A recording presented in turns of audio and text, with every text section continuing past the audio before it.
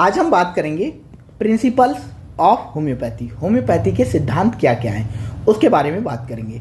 तो जो पहला होम्योपैथी का सिद्धांत है या नियम है, हम बोलें प्रिंसिपल है, लॉ ऑफ सिमिलर्स। सिमिलिया सिमिलिबस क्यूरेंटुर। ये लैंग्वेज थोड़ी हार्ड है पर आपको समझना होगा। लॉ ऑफ सिमिलर, सिंपल भाषा में इसे बोलते हैं।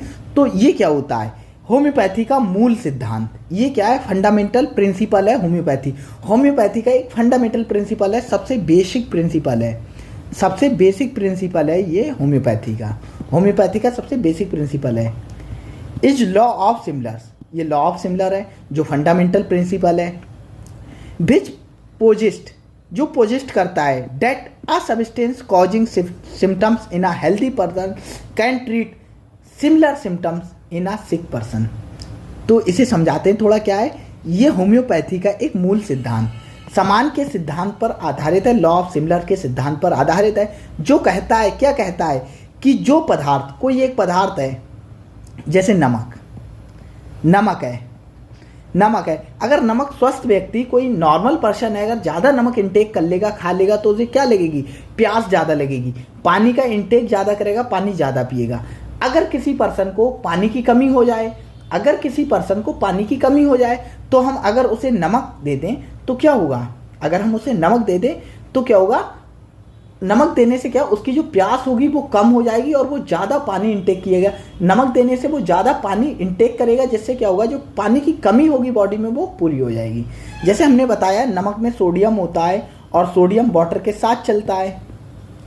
तो अगर कोई पर्सन खा रहा है पानी ज़्यादा, मतलब नमक ज़्यादा खा रहा है, तो क्या होगा? पानी ज़्यादा पिएगा। अगर किसी में पानी की कमी हो जाए तो हम उसे नमक खिला देंगे थोड़ा।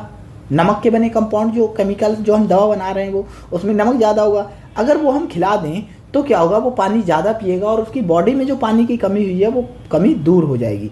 बस यही है लॉ ऑफ सिमिलर्स। तो जो कहता है कि जो पदार्थ स्वस्थ व्यक्ति में लक्षण उत्पन्न करता है, जैसे प्यास का लक्षण उत्पन्न कर रहा है, वही बीमार व्यक्ति में समान लक्षणों का इलाज कर सकते हैं, ऐसे ही लक्षणों का इलाज कर सकते हैं। तो प्रिंसिपल्स मतलब फेमसली आर्टिकुलेटेड बाय, ये प्रिंसिपल किसने दिया था? सैमुअल्स हैनीमैन, जो क्या है? फाउंडर ऑफ होम्योपैथी, होम्योपैथी के फाउंडर हैं।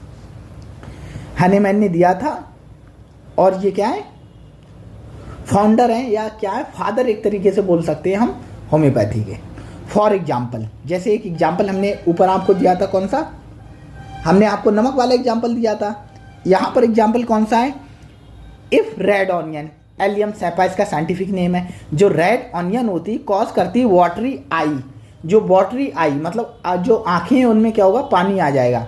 रनी नोज मतलब नाक बहेगी। वेन कट, जब हम रेड ऑनियन को काटते हैं, प्याज को काटते हैं, तो मतलब आंखें लाल हो जाती और नाक बहने लगती है। It can use to treat allergy with similar symptoms. जब एलर्जी होती है, जैसे क्या होता है, जैसे फ्लू होता है, स्वाइन फ्लू वगैरह होता है, ये फ्लू हो जाता है। नॉर्मल क्या होता है? वायरल इन्फेक्शन होता है। फ्लू हो जाता है तो क्या होता है? हमारी नाक बहने लगती है, नाक से क्या आता है? पानी आने लगता है या लिक्विड आने लगता है। तो ऐसी बीमारी को ट्रीट करने के लिए प्याज का यूज किया जा सकता है। उदाहरण के लिए प्याज काटने पर आंखों में पानी और नाक में बहाव पैदा होता है, तो इसका उपयोग उन एलर्जी के इलाज के लिए किया जाता है जिसमें क्या होता है? नाक बहती है। तो नाक का बहना वायरल इन्फेक्शन, ये भी एक तरीके की एलर्जी ही है, कुछ और नहीं है। This concept is often summarised with phrase like cures like. इस कॉन्सेप्ट को क्या कहते हैं? इसको नाम दिया गया है, समराइज किया गया है किस नाम से? Like cure like. मतलब क्या होता है? समान का समान से इलाज। जैसा वो सिम्टम्स, मतलब जैसे वो इंड्यूस कर रहा है बॉडी में, चेंज ला रहा है, उसी तरीके के सिम्टम्स को ठीक करने में ये काम आता है। तो समान का इलाज समान से, इस कॉन्सेप्ट को लाइक क्योर्स लाइक कहा जाता है। तो हमने पहला पढ़ लिया लॉ ऑफ सिमिलर्स, जिसे और क्या कहते हैं? लाइक क्योर्स लाइक कहते हैं। और इसे हमने आपको दो एग्जाम्पल से, एक नमक वाले एग्जाम्पल से समझाया, एक एलियम सैपा ऑनियन वाले एग्जाम्पल से समझाया है। ठीक है, हम दूसरा देखते हैं कॉन्सेप्ट। तो हमारा दूसरा है principle minimum dose. Minimum dose, इसके बारे में बात करते हैं।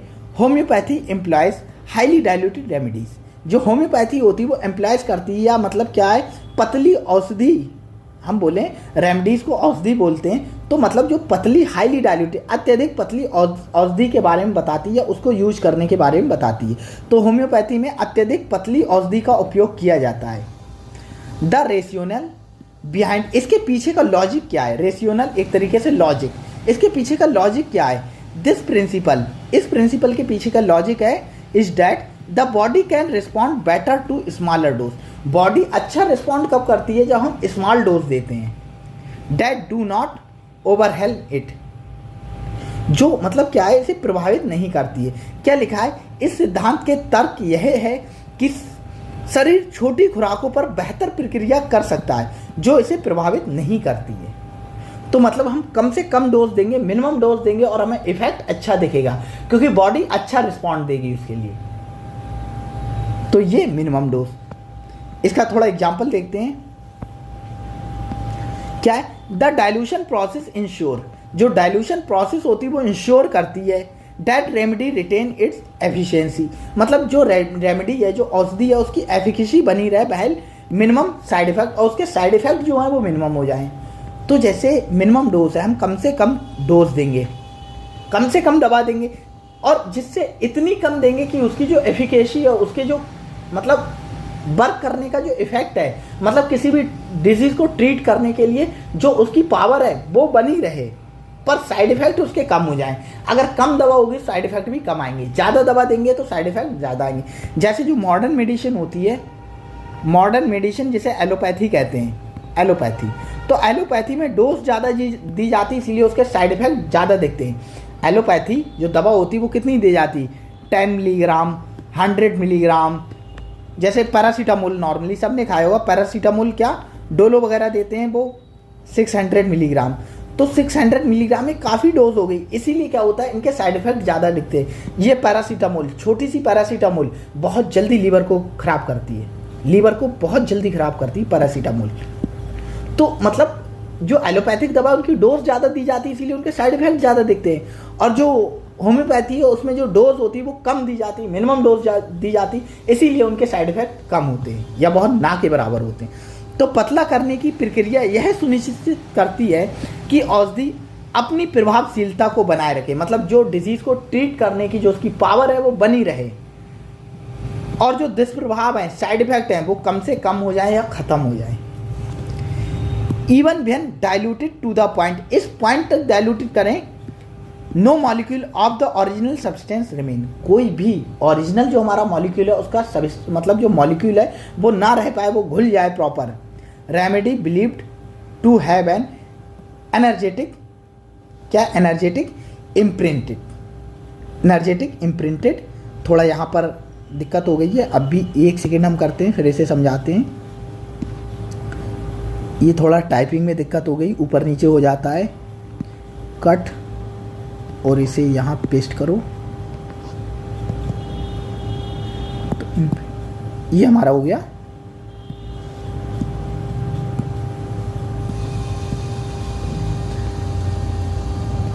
तो क्या हो रहा है? Even when diluted to a point where no molecule of original substance remain, जो ओरिजिनल हमारा मॉलिक्यूल है, जो दवा है, उसका कोई भी मॉलिक्यूल ना दिख पाए, इतना डाइल्यूट कर दें हम, the remedy is believe to have energy, उसमें कुछ एक एनर्जी आ जाती है। Imprint influences body healing process, जो बॉडी की हीलिंग प्रोसेस को क्या करती है, इम्प्रूव करती है एक तरीके से। यहाँ तक कि जब उस बिंदु तक पतला किया जाए जहाँ मूल पदार्थ जो हमारी मेन दवा उसका कोई अणु नहीं रहता है, तो माना जाता है कि उपाय में एक ऊर्जावान छाप होती है, एक मेमोरी होती है जो शरीर के उपचार की प्रक्रिया को प्रभावित करती है। तो हमने क्या पढ़ लिया? मिनिमम डोज का कॉन्सेप्ट पढ़ लिया, ठीक है। इसके बाद हम थर्ड कॉन्सेप्ट की बात करते हैं, थर्ड प्रिंसिपल की, जिसे कहते हैं पोटेंटाइजेशन। पोटेंटाइजेशन कहते हैं। तो इसमें क्या होता है? पोटेंटाइजेशन क्या होता है? इन्वॉल्व करता है process of serial dilution. Serial dilution क्या होता है? इस वर्ड को आपको समझना होगा। सीरियल डाइल्यूशन जैसे ये, इसमें दवा है, जैसे मान लो इसमें 10 ड्रॉप दवा है, 10 बूंद दवा है, और इसमें क्या है, हम कोई सॉल्वेंट डाल रहे हैं, मतलब इसमें हम कोई सॉल्वेंट डाल रहे हैं, 10 ड्रॉप, इसमें 10 ड्रॉप सॉल्वेंट डाला, और ये दवा है 10 ड्रॉप, 10 ड्रॉप दवा है, 10 ड्रॉप हमने सॉल्वेंट डाल दिया। अब फिर इससे क्या हुआ? फिर इससे 10 ड्रॉप निकाला, इसमें से 10 ड्रॉप निकाला और इसमें कर दिया 10 ड्रॉप, फिर इसमें 10 ड्रॉप क्या सॉल्वेंट डाल दिया, फिर इसमें से 10 ड्रॉप निकाला, 10 ड्रॉप निकाल लिया, फिर 10 ड्रॉप सॉल्वेंट डाल दिया, फिर इसमें से क्या हुआ 10 ड्रॉप हमने निकाला इसमें से और 10 ड्रॉप सॉल्वेंट डाल दिया। तो ये क्या है, सीरियल डाइल्यूशन से बोलते हैं, एक के बाद एक, एक के बाद एक, एक के बाद एक, इसे क्या बोलते हैं सीरियल डाइल्यूशन, इसे सीरियल डाइल्यूशन बोलते हैं। एंड सक्सेशन, सक्सेशन मतलब हिलाना एक तरीके से, झटका देना। तो पोटेंटाइजेशन इसे शक्तिकरण भी कहते हैं और इसे क्या कहते हैं सक्रियकरण, सक्रियकरण, सक्रियकरण में धारावाहिक पतलेकरण, एक धारा में एक के बाद एक के बाद एक और झटका देने की प्रक्रिया शामिल होती है। Each dilution is typically done in a specific ratio, commonly 1:10 या 1:1000 फॉलोइंग बाय वाइग्रस शेकिंग। बहुत ज़्यादा मतलब इतना 1:10 और 1:100 या तो टाइम पतला करते हैं और उसके बाद क्या करते हैं तेजी के साथ शेक करते हैं, उसे हिलाते हैं, vigorous shaking. This method not only dilute, ये ना तो सिर्फ डाइल्यूट करता है, मतलब सिर्फ और सिर्फ डाइल्यूट नहीं करता है, बल्कि और क्या करता है सब्सटेंस को डाइल्यूट नहीं करता है सिर्फ, उसके साथ साथ क्या करता है इनहेंस द थेरेपेटिक प्रॉपर्टीज, उसकी जो प्रचार उपचार करने की जो प्रक्रिया होती है उसे भी बढ़ा देता है, जिससे औषधि के उपचार गुण बढ़ जाते हैं। दिस बिलीव डैट, यह माना जाता है डैट थ्रू दिस प्रोसेस, इस प्रोसेस के थ्रू वाइटल फोर्स, कुछ वाइटल फोर्स होते हैं, जीवित शक्ति होती हैं जिन्हें हम नहीं जानते, जिनके बारे में कुछ नहीं पता, वो स्टिमुलेट हो जाती हैं। And the remedy becomes the more potent, और जो रेमेडी जो हमारी औषधि होती है वो ज़्यादा पोटेंट हो जाती है despite the high level of dilution, जितने ज़्यादा डाइल्यूशन करते जाएंगे जो औषधि होगी वो और ज़्यादा क्या होगी शक्तिशाली होती जाएगी। तो पोटेंटाइजेशन में क्या है, धारावाहिक मतलब सीरियल डाइल्यूशन करते हैं और सक्सेशन करते हैं, एक तरीके से हिलाते हैं उसे, या मतलब क्या करते हैं प्रतिक्रिया शामिल होती है। और इसमें क्या करते हैं जो डाइल्यूशन करते हैं किस रेशियो में करते हैं 1:10 या 1:100 के रेशियो में करते हैं, उसके बाद वाइग्रस शेक तेजी से हिलाते हैं उसे। और ये मेथड सिर्फ और सिर्फ सब्सटेंस को क्या करता है, मतलब सिर्फ और सिर्फ सब्सटेंस को डाइल्यूट ही नहीं करता, उसके साथ साथ उसकी जो थेरेपेटिक वैल्यू है, जो उसकी मतलब औषधिक या उपचार करने की जो प्रक्रिया है उसे भी क्या करता है बढ़ा देता है।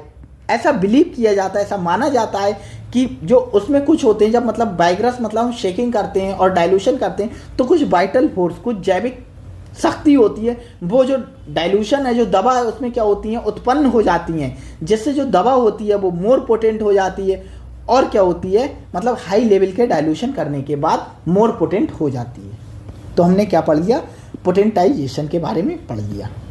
इसके बाद हम पढ़ते हैं 4 individualisation of treatment, individualisation of treatment. तो इसमें क्या होता है, मतलब इंडिविजुअलाइजेशन का मतलब होता है एक ही ट्रीटमेंट, इंडिविजुअल ट्रीटमेंट। तो homeopathy Mphasis treating the individual rather than just a disease, मतलब एक बीमारी को, मतलब कोई भी, जैसे आगे पढ़ के बताते हैं, इससे पहले स्टेटमेंट पढ़ लें। तो होम्योपैथी होती है वो ट्रीट करती है इंडिविजुअल, इंडिविजुअल को ट्रीट करती है, पूरे जो पेशेंट है उसको ट्रीट करती है, ना कि एक डिजीज़, सिर्फ एक डिजीज़ को ट्रीट नहीं करती है, पूरी बॉडी में जो भी डिजीज़ है एक टाइम पर उन सबको ट्रीट करती है। Each patient is associated assist holistically considering their physical symptoms, emotional state, life style, overall constitution.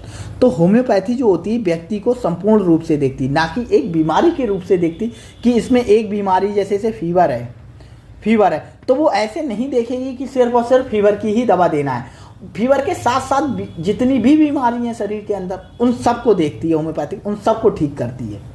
प्रत्येक रोगी की शारीरिक लक्षणों, भावनात्मक स्थिति, जीवन शैली और समग्र संरचना को ध्यान रखते हुए उपचार किया जाता है। मतलब किस किस चीज़ को देखते हुए पेशेंट का उपचार किया जाता है, उसकी holistic physical symptoms, emotional symptoms, life style और ओवरऑल कॉन्स्टिट्यूशन को मतलब सब चीज़ को ध्यान रखते हुए उपचार किया जाता है, ना कि इस चीज़ को ध्यान रखते हुए उपचार किया जाता है कि उस पर एक बीमारी है। ऐसा नहीं देखा जाता है कि एक बीमारी उसी का इलाज करना है, ऐसा देखा जाता है कि पूरी बॉडी का हमें उपचार करना है।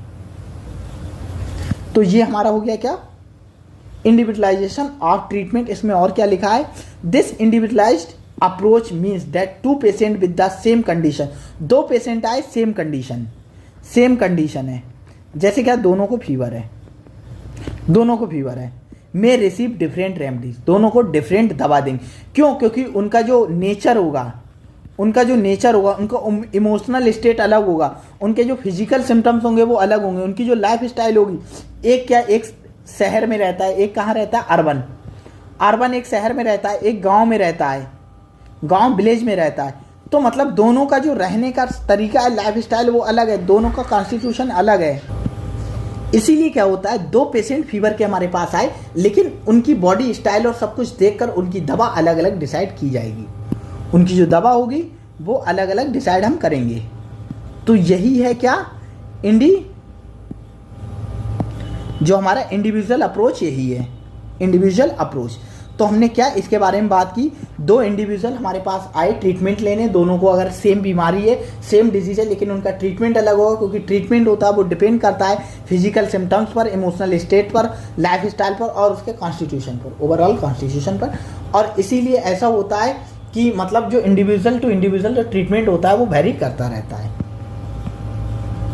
हॉलिस्टिक अप्रोच, नेक्स्ट हमारा क्या है, प्रिंसिपल है हॉलिस्टिक अप्रोच। इसमें क्या बताया जाता है, holistic nature of homeopathy involve looking at the entire person. वही ऊपर हमने बताया कि पूरे पर्सन को देखते हैं, रेदर देन आइसोलेटेड सिम्टम्स, ना कि उसके एक सिम्टम्स को देखते हैं, जैसे उसे क्या आ रहा है, फीवर आ रहा है, एक सिम्टम्स को नहीं देखते, पूरे के पूरे इंडिविजुअल या पूरे के पूरे पर्सन को देखते हैं। तो होम्योपैथिक सामग्री दृष्टिकोण अपनाती है जिसमें पूरे व्यक्ति की स्थिति पर ध्यान दिया जाता है, ना कि सिर्फ और सिर्फ बीमारी पर। It recognise the interplay between physical, mental and emotional health. यह शारीरिक, मानसिक, भावनात्मक स्वास्थ्य के बीच में संबंध को मान्यता देती, मतलब इनको ध्यान में रखते हुए भी जो ट्रीटमेंट होता है वो दिया जाता है, औषधि दी जाती है। तो हमारा ये हो गया क्या, हॉलिस्टिक अप्रोच।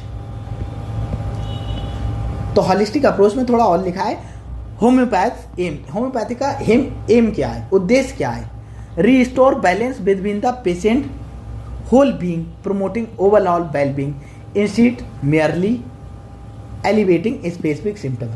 कोई एक स्पेसिफिक सिम्टम्स है उसको हटा देने के अलावा, मतलब कोई एक सिम्टम्स है, उसे कोई बीमारी है, उसको मतलब हटा देने के अलावा, जैसे उसको हमें हटा दिया, हमने उसको दवा की मदद से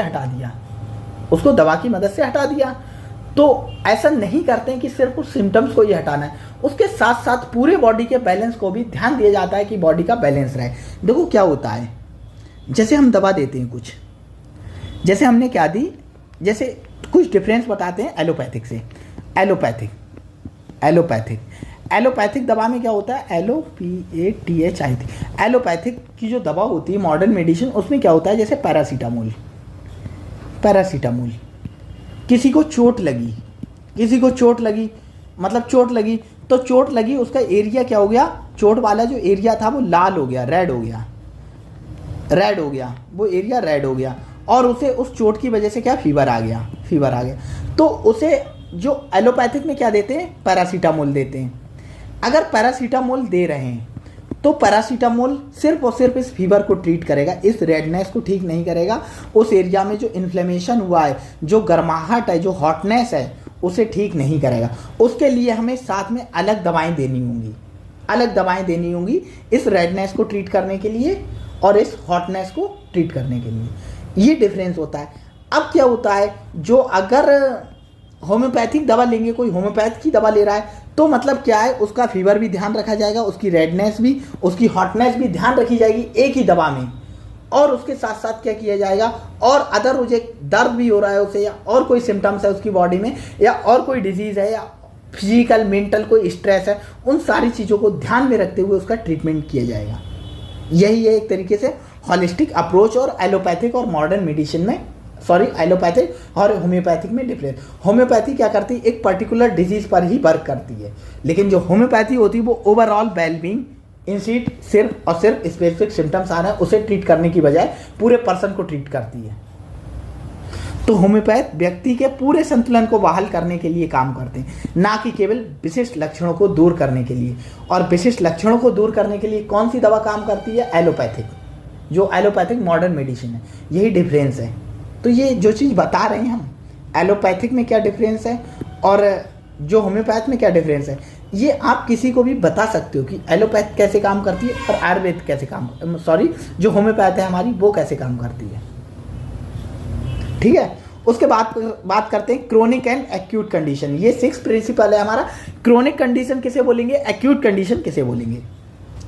homeopathic can be effective both acute and chronic condition. Acute का मतलब होता है तीव्र, बहुत जल्दी, मतलब कोई डिजीज हुई बहुत जल्दी हुई, जैसे क्या हम एग्जांपल आपको बताएं बहुत तेजी के साथ होने वाली।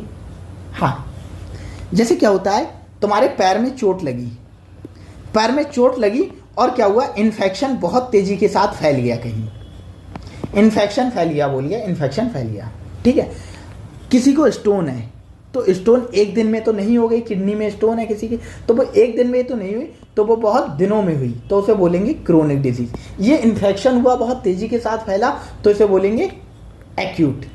तो एक्यूट होम्योपैथिक होती है जो एक्यूट और क्रोनिक दोनों डिजीज के लिए क्या होती है, लाभकारी होती है, इफेक्टिव होती है, तो प्रभावी होती है। ठीक है, एक्यूट अलाइनमेंट्स, जो एक्यूट अलाइनमेंट्स होते हैं सच एज कोल्ड और इंजरीज।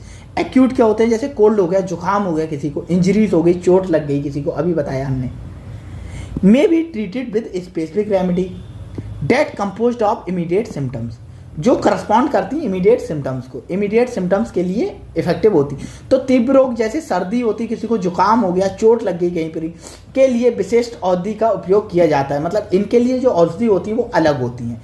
जो क्रोनिक कंडीशन होती है, सच अस्थमा, किसी को अस्थमा हो गया है, अर्थराइटिस, अर्थराइटिस क्या होता है, आइटिस, फिर आया आइटिस, आइटिस का मतलब क्या होता है, कहीं पर भी कोई इन्फ्लेमेशन हो।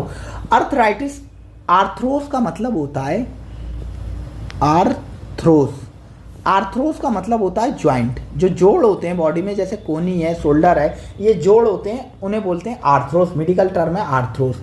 तो आर्थ्रोस में अगर इन्फ्लेमेशन हो जाए तो उसे बोलेंगे अर्थराइटिस, मतलब इन्फ्लेमेशन ऑफ ज्वाइंट, ज्वाइंट में इन्फ्लेमेशन हो जाए, ज्वाइंट में इन्फ्लेमेशन। जैसे गाउट, गाउट का नाम शायद आपने सुना हो, लेकिन एक नाम जरूर सुना होगा इससे रिलेटेड, गठिया, गठिया का रोग, गठिया का रोग हो जाता है, गठिया हो जाती है, जोड़ों में दर्द होने लगता है, तो जैसे गठिया, तो गठिया एक दिन में तो नहीं हो जाती, किसी को बहुत टाइम लगता है। अस्थमा एक दिन में नहीं हो जाती, सालों साल लग जाते हैं अस्थमा होने में।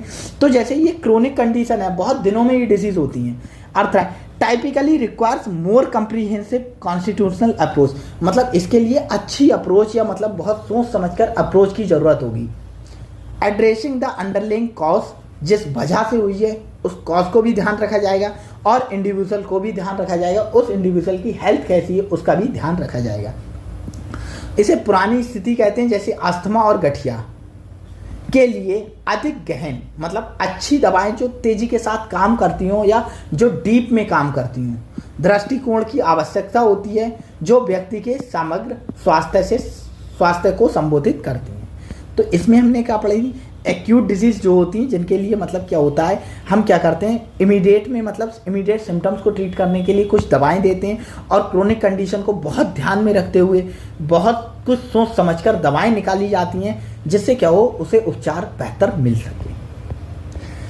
सातवां हमारा क्या है, वाइटल फोर्स। वाइटल फोर्स क्या है, central to the homeopathy, homeopathy के central is a concept of vital force, एक वाइटल फोर्स का कॉन्सेप्ट है सेंट्रल टू होम्योपैथ। होम्योपैथ में जीवित शक्ति का सिद्धांत केंद्रीय है, मेन है एक तरीके से, life energy that maintains the health and wellness. कुछ ऐसे वाइटल फोर्स होते हैं, कुछ ऐसी क्या होती है, जीवित शक्तियाँ होती हैं जो व्यक्ति की मतलब क्या है, मेंटेन करती हैं हेल्थ को और वेलबींग को, उसके स्वास्थ्य और भलाई को मेंटेन करती हैं, ये वाइटल फोर्स होता है। इट इज बिलीव्ड, यह माना जाता है, this force can be distributed by illness leading to symptoms. यह माना जाता है यह शक्ति बीमारी के कारण परेशान हो जाती है, मतलब जब बंदा बीमार पड़ता है तो ये वाइटल फोर्स होते हैं, ये शक्ति होती है, वो गड़बड़ा जाती है एक तरीके से, उसमें कुछ गड़बड़ हो जाती है, जिससे क्या होता है, बीमारी होती है। होम्योपैथिक रेमेडीज, होम्योपैथिक दवाएं होती हैं, are through out to stimulate the vital force. पूरी बॉडी में जितने भी वाइटल फोर्स हैं, उन सारे वाइटल फोर्स को मतलब और जीवित शक्ति, जितनी भी जीवित शक्ति हैं, उन सबको उत्तेजित करती है, रिस्टोर करती है, restore balance, facilitate the body natural healing ability. और ये क्या करती है, बॉडी की नेचुरल हीलिंग कैपेबिलिटी को इंक्रीज करती है। This idea parallels to the concept of other holistic healing approaches. तो इसमें क्या है, जो होम्योपैथिक औषधियाँ होती हैं वो एक इस जीवित शक्ति को उत्तेजित करती है। जो वाइटल फोर्स होता है उस वाइटल फोर्स को क्या करती है, उत्तेजित करती हैं बॉडी में, कि ये वाइटल फोर्स जनरेट हो एक तरीके से, ताकि संतुलन बहाल किया जा सके, मतलब अच्छे से पेशेंट रहे। शारीरिक प्राकृतिक चिकित्सा क्षमताओं को बढ़ाया जाता है, और जो शरीर की बॉन्ड को हीलिंग करने की प्रोसेस है, मतलब बीमारी को भगाने की जो प्रोसेस है शरीर की, बॉडी की खुद की, वो बढ़ सके।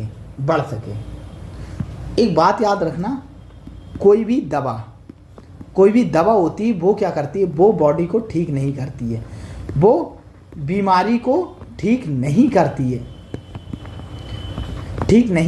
है।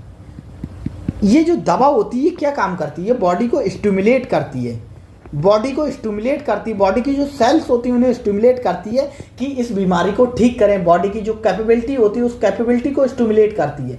यही एलोपैथिक में होता है, यही आयुर्वेदिक में होता है, और यही होम्योपैथिक में होता है। जो दवाएं होती हैं वो बॉडी को स्टिमुलेट करती हैं, बॉडी की नेचुरल जो पावर होती है उस पावर को स्टिमुलेट करती हैं किसी भी डिजीज या बीमारी को ठीक करने के लिए।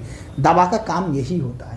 और होम्योपैथी में उस हीलिंग पावर को ठीक करने की पावर को वाइटल फोर्स बोल दिया जाता है, जैविक शक्ति बोला जाता है।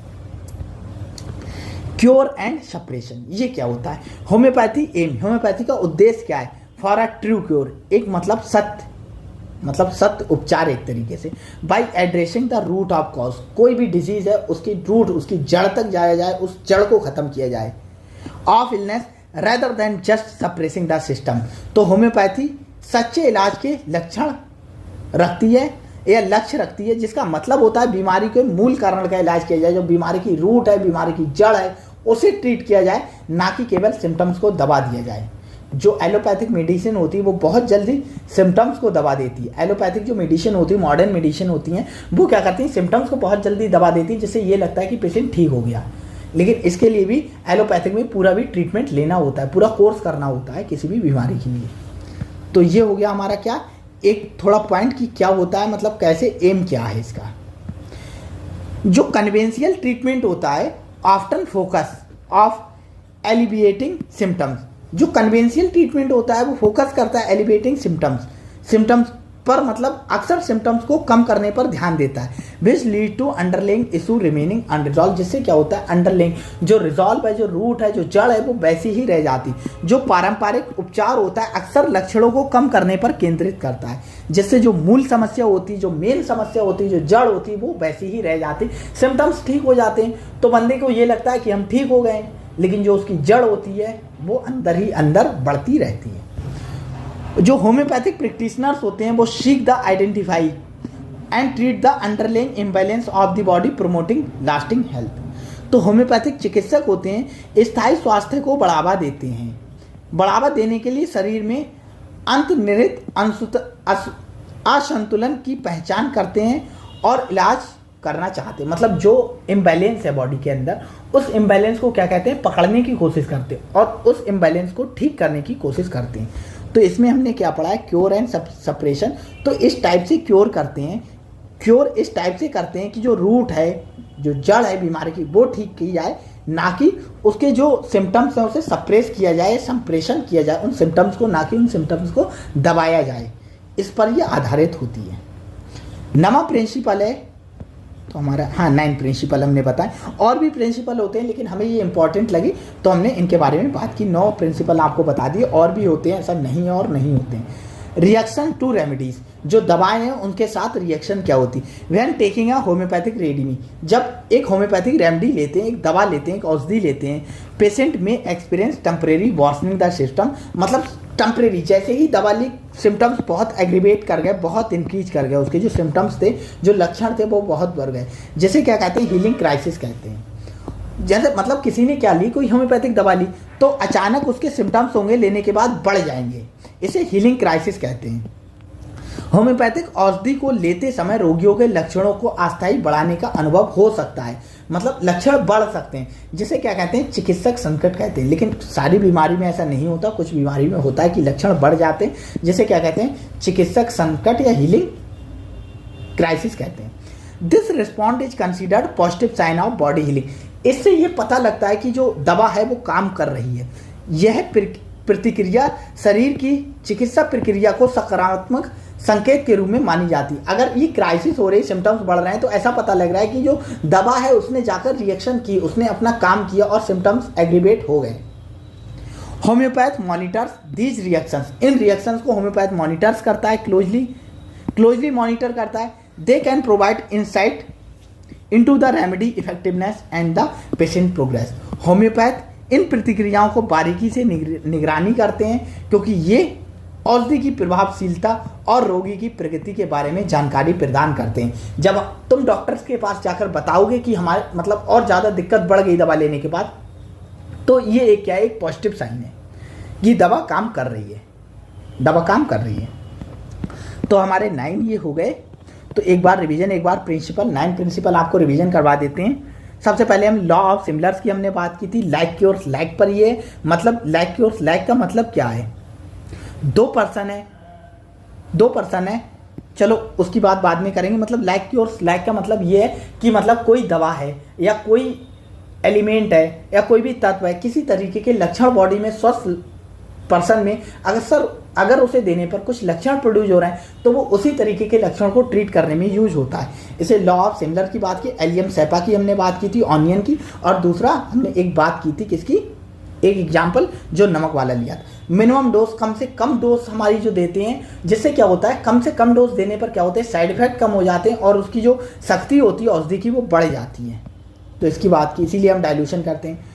पोटेंटाइजेशन, इसमें क्या करते हैं, सीरियल डाइल्यूशन करते हैं। जिससे क्या होता है, सीरियल डाइल्यूशन करते हैं और सेकिंग करते हैं। इससे क्या होता है, जो थेरापेटिक वैल्यू होती है ड्रग की वो इंक्रीज हो जाती है। और इससे क्या होता है, कुछ ऐसा माना जाता है कुछ वाइटल फोर्स होते हैं, पोटेंटाइजेशन करने पर कुछ वाइटल फोर्स होते हैं वो स्टिमुलेट हो जाते हैं, वो एग्रीवेट हो जाते हैं, जिससे क्या होता है, हीलिंग पावर होती है बॉडी की वो बढ़ जाती है।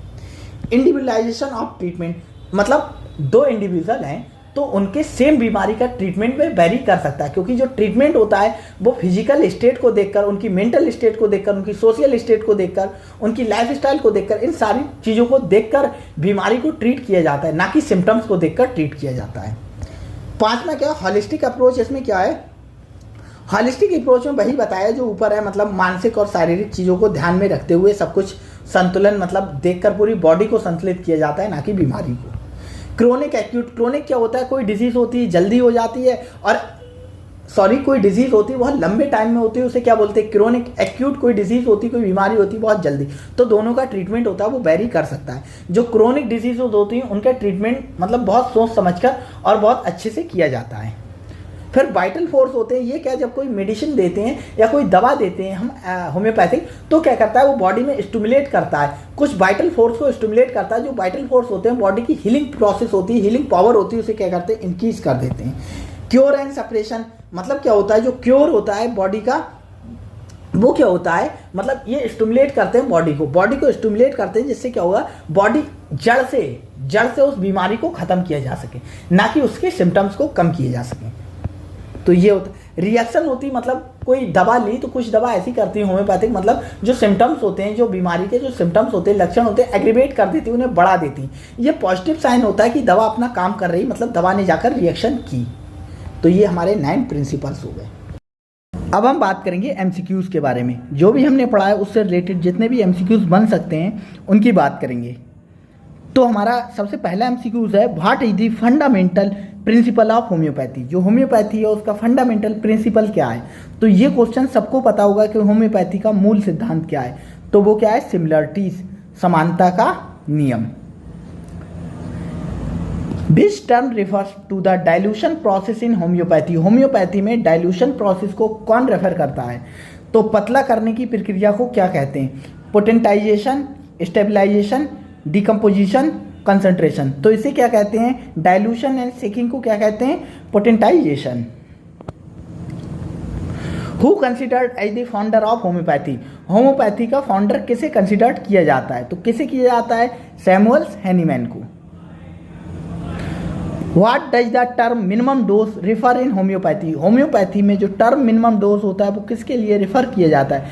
तो वो रिफर किया जाता है वो मिनिमम डोज जिस पर क्या हो, थेरापेटिक इफेक्ट आ सके और उसके साइड इफेक्ट क्या हो, वो मिनिमम हो सके। तो क्या हो सकता है, ये least dose that produce an effect, वह कम से कम डोज जो इफेक्ट को प्रोड्यूस कर सके। हिंदी में आप पढ़ सकते हो, अलग से भी। In homeopathy what does law of similar mean? Law of similar का मतलब क्या है? सबको पता है ये like cures like, like cures like, ये क्या है? Law of similar. Which of the following principle of homeopathy? इनमें से कौन सा होम्योपैथी का प्रिंसिपल है? Holistic approach, systemic treatment only, chemical remedies और क्या? सर्जरी। तो ये तीनों पार्ट्स क्या हैं? ये तीनों पार्ट्स किसके? ये तीनों पार्ट्स हैं एलोपैथिक मेडिसिन के। तो होलिस्टिक जो अप्रोच है वो क्या है? होम्योपैथी का प्रिंसिपल है। Homeopathic remedies are primarily derived from which source? जो होम्योपैथिक औषधि होती है वो प्राइमरली किससे ड्राइव की जाती है? मिनरल से, प्लांट से, एनिमल सोर्स से। तो ये क्या है? तीनों से प्राप्त की जाती हैं। What is the purpose of repertorisation? What is the purpose of रिपर्टोराइजेशन?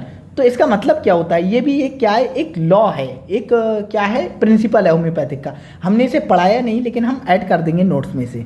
To create new remedies, to identify most suitable remedies for a patient. हाँ ये बात ठीक है, मोस्ट सुटेबल इसमें क्या बताते हैं? इसमें बताते हैं जो मोस्ट सुटेबल रेमेडी है किसी पेशेंट के लिए उसका यूज किया जाता है। तो बी ऑप्शन ठीक हो गया। Which is the highest potential of homeopathy? Homeopathy में हाइएस्ट पोटेंशी क्या है? तो वो होती है 1M। The concept of maths in homeopathy refers? जो होम्योपैथी है उसमें जो मैथ्स का कॉन्सेप्ट है वो रिफर करता है, क्या बताता है? एक्यूट डिजीज के बारे में, क्रोनिक डिजीज के बारे में, जेनेटिक प्रीडिस्पोजिशन के बारे में, अ लेटेंट डिजीज स्टेट। तो ये बताता है एक लेटेंट डिजीज स्टेट के बारे में। What is the principle like cures like? Like cures like का प्रिंसिपल कहाँ आता है? Homeopathy, allopathy, Ayurveda, naturopathy. तो ये आता है होम्योपैथी में।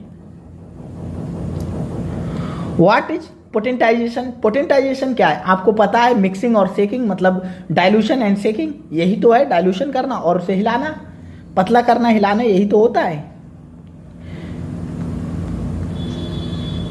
विच of the following homeopathic remedies? इनमें से कौन सी होम्योपैथिक दवा है? एस्प्रिन एलोपैथिक है, नक्स वोमिका, पेनिसिलिन, आइबुप्रोफेन। तो ये आइबुप्रोफेन और पेनिसिलिन भी एलोपैथिक है। तो नक्स वोमिका क्या है? होम्योपैथिक दवा है।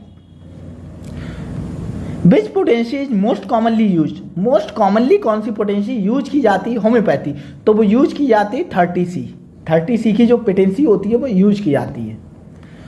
In homeopathy remedies are derived from? जो होम्योपैथी होती है उसमें जो रेमेडीज होती हैं वो ड्राइव होती हैं, कहाँ से ड्राइव होती हैं? सिंथेटिक कंपाउंड से, नेचुरल सब्सटेंस से, केमिकल फार्मूला से या रेडिएशन से। तो ये कहाँ से मिलती हैं? नेचुरल सब्सटेंस, प्राकृतिक जो पदार्थ होते हैं उनसे मिलती हैं।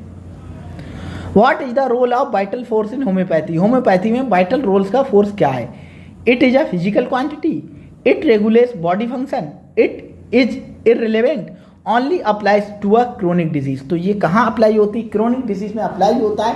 क्रोनिक डिजीज में क्या होता है? ऐसा माना जाता है कि जो दवा होती है वो क्या करती है? बॉडी के अंदर कुछ वाइटल फोर्सेस होते हैं, उन्हें क्या करती है? इंड्यूस करती है, स्टिमुलेट करती है एक तरीके से, जिससे क्या हो? बॉडी की डिजीज को ठीक करने में हेल्प करते हैं। Which of the following best describe individualisation in homeopathy? Homeopathy में इंडिविजुअलाइजेशन को कौन एक्सप्लेन करता है अच्छे से? तो मतलब इसमें क्या है? ट्रीटिंग एवरीवन द सेम, ये नहीं है, अलग अलग ट्रीटमेंट दिया था।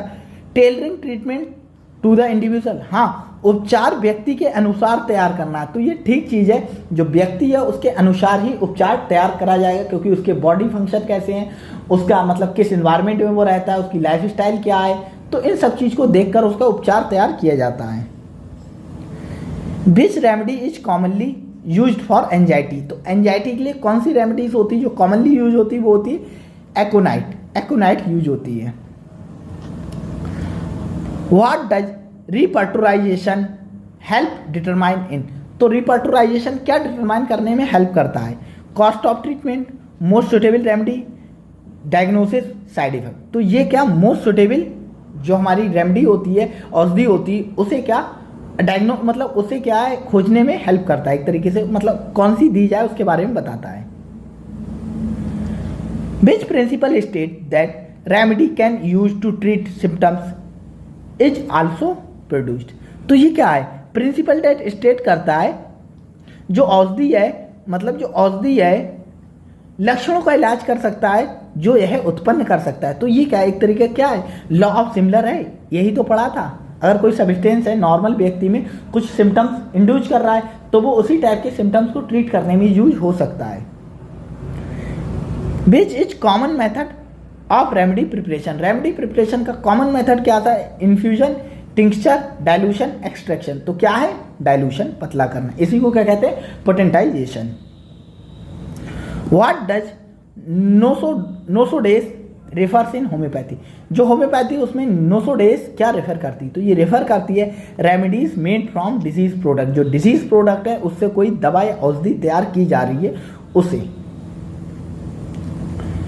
विच remedy is indicated in physical trauma, physical trauma में कौन सी जो रेमेडी है वो इंडिकेट की जाती है या दी जाती है, संकेत करती है, तो वो क्या होती है, अर्निका। ये एक दो क्वेश्चन है डायरेक्ट क्लिनिकल है, तो ये मतलब इससे रिलेटेड है तो हमने करा दिए हैं। Homeopathic treatments are primarily based on, जो होम्योपैथिक ट्रीटमेंट है वो प्राइमरली किस पर बेस्ड है, साइंटिफिक अप्रोच पर, ट्रेडिशनल नॉलेज पर, और क्या पेशेंट फीडबैक पर, इंस्टीट्यूशन पर।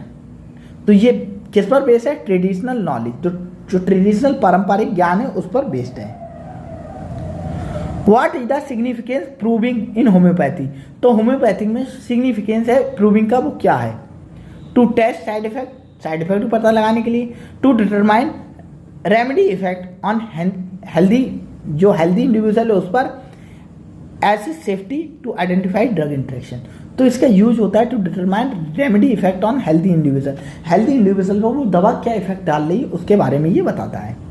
प्रूविंग इन होम्योपैथी, भाई ये हिंदी में है बस। विच of the following not a principal of homeopathy, homeopathy का प्रिंसिपल नहीं है, कौन सा नहीं है, सिमिलरिटी तो होता है, पोटेंशियल भी होता है, एग्रीगेशन नहीं होता है, हॉलिज्म होता है, तो क्या एग्रीगेशन, इसका आंसर ठीक हो गया। The concept of chronic disease, chronic disease का जो कॉन्सेप्ट है होम्योपैथी में वो प्राइमरली एसोसिएटेड है किससे, क्रोनिक डिजीज क्या होती है जो बहुत लंबे टाइम तक चले, तो एक्यूट इलनेस नहीं, लॉन्ग टर्म अंडरलाइंग कंडीशन, हाँ ये हो सकता है, इन्फेक्शन डिजीज नहीं, जेनेटिक डिसऑर्डर नहीं। In homeopathy what does symptoms totally refer, जो सिम्टम्स टोटली होते हैं वो क्या रिफर करते हैं, तो वो रिफर करते हैं complete symptoms picture of a patient, किसी भी एक पेशेंट की सिम्टम्स पिक्चर क्या है टोटल उसे रेफर करते हैं। Which of the following considered as a constitutional remedy, constitutional remedy कौन सी इनमें से, संवैधानिक उपाय कौन सा है, तो वो क्या है, sulphur.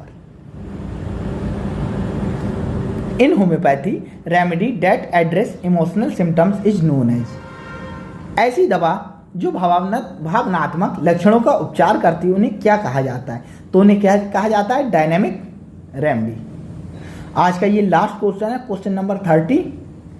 What is the role of case taking in homeopathy, homeopathy में केस टेकिंग का मतलब क्या है, अटेम्प्ट कीजिएगा आप इस क्वेश्चन को, हम आंसर बताते हैं आपको। इसका आंसर है to gather complete patient history and symptoms, patient history and symptoms completely इकट्ठा करना, इसे कहते हैं केस टेकिंग। तो ये काम हमें करना होता है, हम पेशेंट जाते हैं वार्ड में और क्या उनकी केस हिस्ट्री लेते हैं पूरी।